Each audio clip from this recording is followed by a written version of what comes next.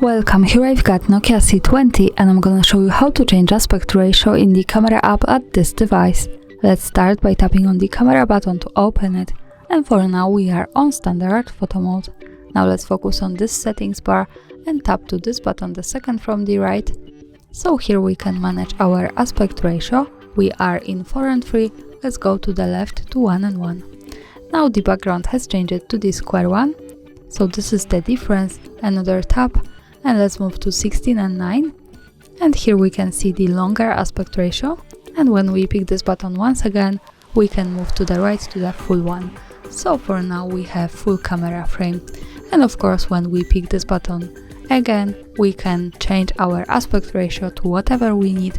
Now let me go back to 4:3, the original one. And that's all, thanks for watching, subscribe our channel and leave the thumbs up.